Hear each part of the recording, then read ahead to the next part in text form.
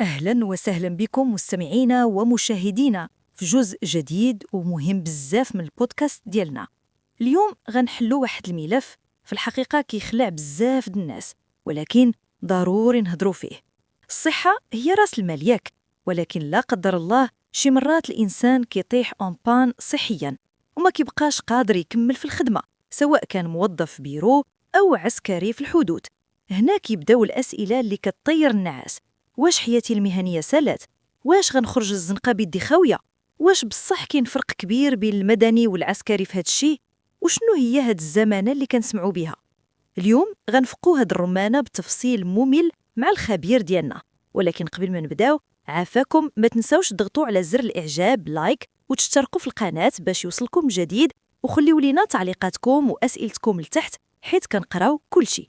أهلا بك أستاذ، شكرا حيت قبلتي الدعوة باش تنورنا في هذا الموضوع الشائك. أهلا بك ومرحبا بجميع المتابعين الأوفياء. فعلا الموضوع ديال اليوم حساس ومصيري، حيث كيتعلق بكرامة الموظف والعسكري فاش كتخونوا صحته. والهدف ديالنا اليوم ماشي نخوفوا الناس، بالعكس بغينا نوعيوهم باش يعرفوا حقوقهم، حيث الجهل بالقانون هو أكبر عدو للإنسان في هذه المواقف. تماما. أستاذ، خلينا نبداو من الأول. فاش كنسمعوا إحالة على التقاعد لسبب صحي، بزاف كيجيب لهم الله بحال يلاه الإدارة طردات الموظف حيت ما بقاش صالح. واش هاد النظرة صحيحة؟ واش هو طرد مقنع ولا شنو؟ لا أبدا، وهذه أول مغالطة خصنا نصلحوها.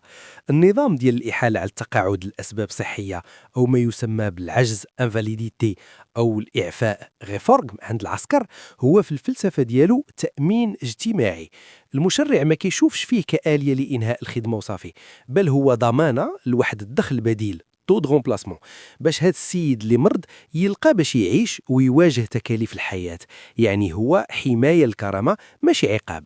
ولكن وهنا فين كاين اللبس، كاين فرق كبير بل شاسع بين الموظف المدني اللي خاضع للقانون الوظيفة العمومية والعسكري اللي خاضع لقانون التضحية والمخاطر. جميل، إذن هو حماية. ولكن أجيو ندخلوا للتفاصيل اللي كتضر في الراس. دابا لنفترض أنا موظف مدني، أستاذ متصرف مهندس في الدولة، مرضت واحد المرض خايب وما بقيتش قاد نخدم. واش كنخرج تقاعد وكنشد الفلوس عادي بحال يلا وصلت 63 عام؟ هنا خاصنا نكونوا دقيقين جدا. القانون 0111/71 الخاص بالمعاشات المدنية كيميز بين جوج ديال الحالات، والفرق بيناتهم بحال السما والأرض. الحالة الأولى هي العجز العادي نون امبيوتابل.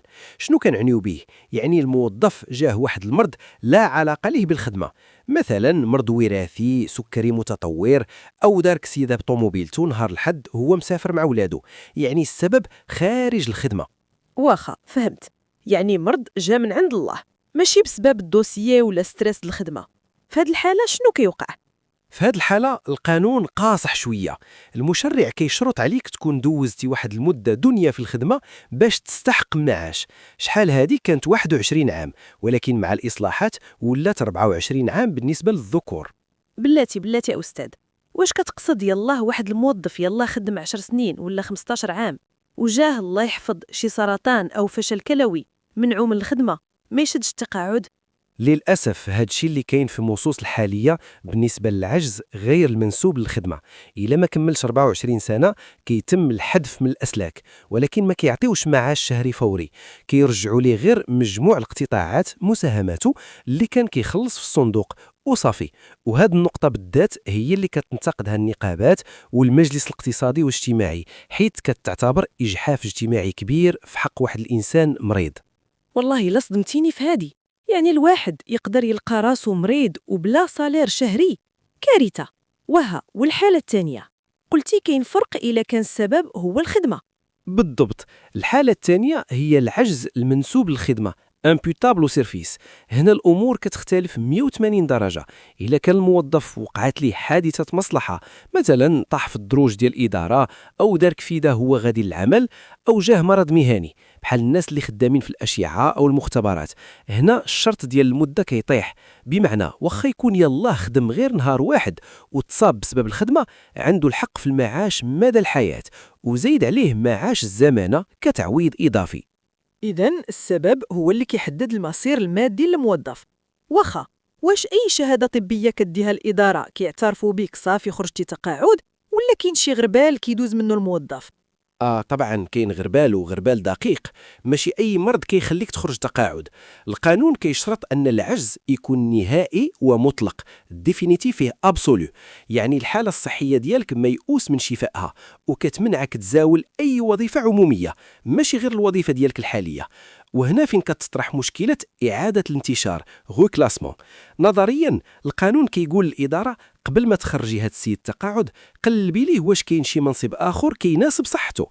مثلا أستاذ ما بقاش يقدر يوقف في القسم، يقدروا يحطوه في المكتبة، ولكن في الواقع العملي هاد الشي قليل فين كيتطبق، وغالبا كيمشيو لخيار التقاعد مباشرة. فهمتك. دابا ندوزو للشق الثاني اللي كيهم شريحة كبيرة من المغاربة، العسكر، القوات المساعدة والدرك. واش حتى هما عندهم هاد الشرط ديال 24 عام؟ وشنو اللي كيميزهم؟ لا، النظام العسكري القانون 013/71 عالم آخر ومبني على منطق التخطير. الجندي أو العسكري ديما حاط حياته على كفه، داكشي علاش عندهم امتيازات كبيرة في هذا الباب. أول فرق جوهري، العسكري اللي كيتحال على التقاعد لسبب صحي غيفورم كيستافد من المعاش ديالو فورا وبدون شرط المدة، يعني واخا يكون يلا تخرج من ليكول المدرسة وتصاب كياخد حقه. والحاجة الثانية، عندهم جوج ديال المعاشات مفروقين، معاش التقاعد على سنوات الخدمة ومعاش الزمانة، هذا تعويض على الضرر الجسدي، مثلا فقدان عضو أو إصابة بليها. ممتاز. ولكن سمعت واحد المصطلح قانوني كيقولوا ليه قرينة الإسناد عند العسكري. شنو كيعني هاد الشيء بالدارجة؟ هذه هي أقوى ضمانة عند العسكري.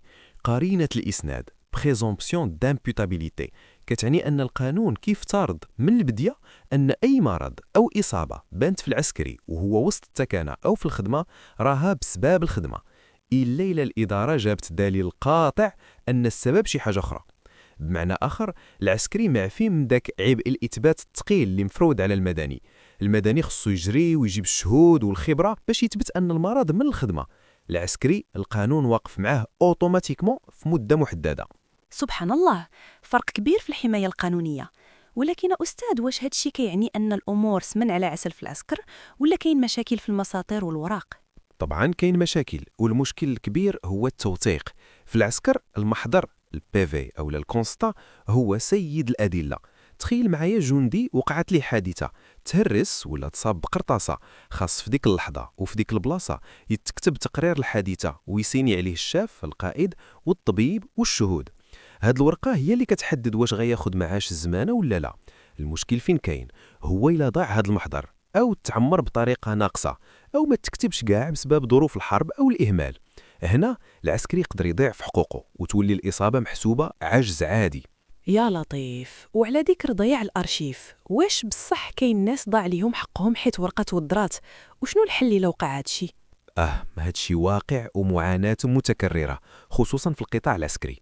العسكري كيقول لك أنا تصابت في الحرب الفلانية، ولكن الملف الطبي ما كاينش. الحل هنا كيكون غالبا باللجوء للقضاء، وكاينه مسطره كتسمى اللفيف، شهاده الشهود العدليه، باش يثبت الواقعه. ولكن الطريق كتكون طويله وشاقه. داكشي علاش كنوصي ديما اي وثيقه طبيه او لا اداريه خذ منها نصحه مصادق عليها وخبيها في دارك. نصيحة من ذهب. دابا أجي ندويو على الفلوس، شحال كيتخلصوا وكيفاش أثر إصلاح التقاعد ديال 2016 على الموظفين المساكن اللي خرجوا صحيا؟ شوف، إصلاح 2016 كان قاسي شوية على الموظفين المدنيين. قبل 2016 كانت النسبة باش كيحسبوا المعاش هي 2.5% عن كل سنة، وكانوا كيحسبوا على آخر أجر. دابا النسبة هبطات ل2%، والأخطر هو الأجر المرجعي، ولا هو متوسط الأجور ديال 8 السنوات الأخيرة. يعني المنضة ديال التقاعد نقصات بشكل ملحوظ. وكاين واحد الحد الأدنى للمعاش بالنسبة للناس اللي خرجوا للعجز، تحدد في 1500 درهم ابتداء من 2018. 1500 درهم؟ واش هادشي كافي لواحد مريض وعنده الدواء والتحاليل؟ هذا هو السؤال اللي كطرحه النقابات ديما. 1500 درهم في ظل الغلاء الحالي وتكاليف العلاج راه مبلغ رمزي وما كيضمنش العيش الكريم. بالمقابل العسكريين بقاو محافظين على شوية الامتيازات.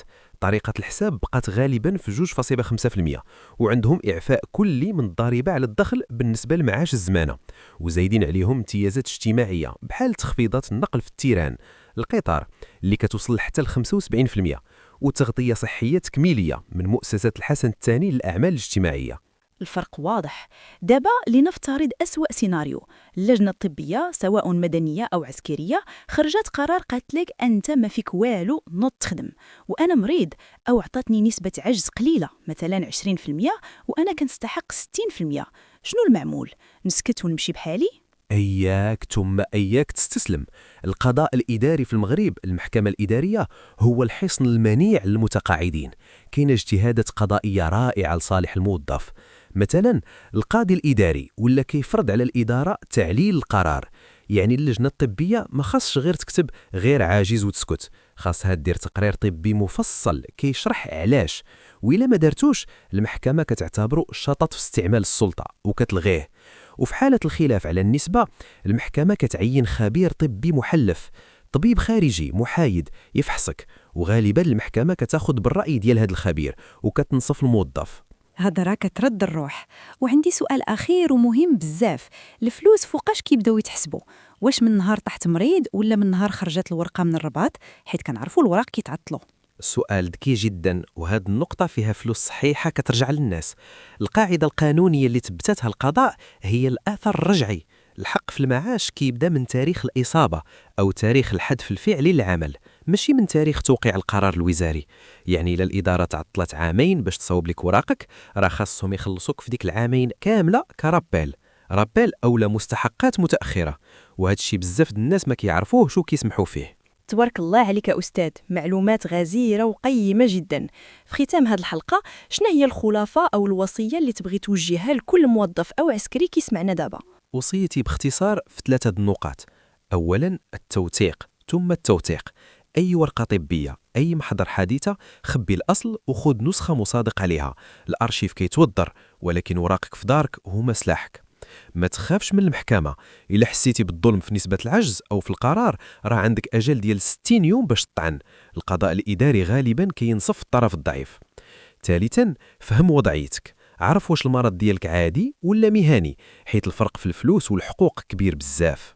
شكرا بزاف لك أستاذ على هذا الشرح الوافي والمبسط. وانتم مستمعين الأعزاء، نتمنى تكون هذه الحلقة جاوبت على تساؤلاتكم وحيدت الغموض على موضوع التقاعد الصحي. كما كنقولوا ديما، الحق يؤخذ ولا يعطى، والمعرفة هي أول خطوة باش تاخد حقك. إلا عجبتكم الحلقة ما تبخلوش علينا بلايك، شاركوا الفيديو مع أصحابكم وعائلتكم، خصوصا الناس اللي في الوظيفة أو العسكري، وتقدر تكون سبب في أن شي حد ياخد حقه. تسناونا في الحلقة الجاية مع موضوع جديد وملف جديد. تهلاو في راسكم وبسلامة.